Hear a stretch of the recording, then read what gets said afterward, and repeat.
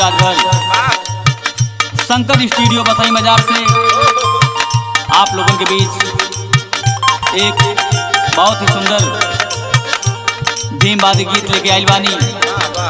हमके आशा ना पूरा विश्वास बा कि जैसे हर एक गाना में आप लोगों के आशीर्वाद प्यार दुलार मिलेला, वही प्यार दुलार आशीर्वाद यह गीत में भी मिली। काल गई बा विजय भैया हरे गोल में गजा के भीम बतिया बताए,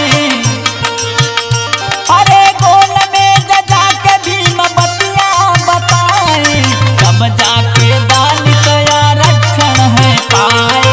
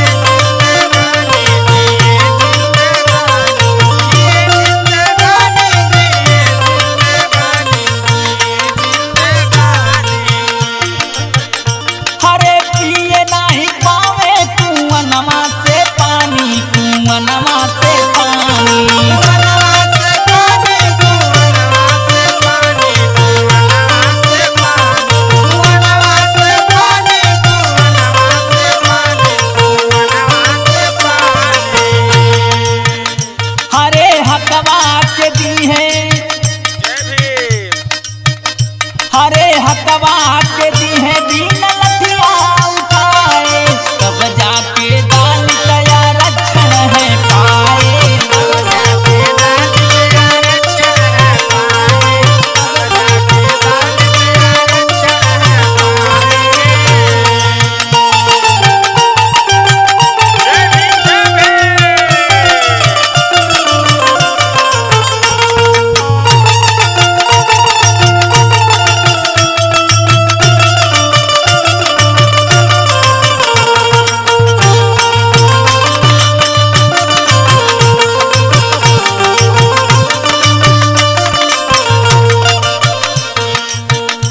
और सुनाई भैया कैसे हरे सबके हूँ चाहे हो देश के अजदिया, हो देश के अजदिया, देश के अजदिया, हो देश के अजदिया, हो देश के अजदिया, देश के अजदिया, हो देश के अजदिया, हो देश के अजदिया।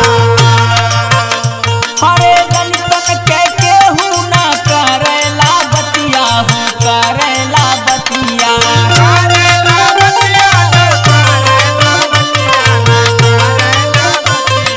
करेला बतिया, करेला बतिया, हरे गांधी जवाहर समझ नहीं पाए, हरे गांधी जवाहर समझ नहीं पाए, तब जाके दाल का रक्षण है पाए।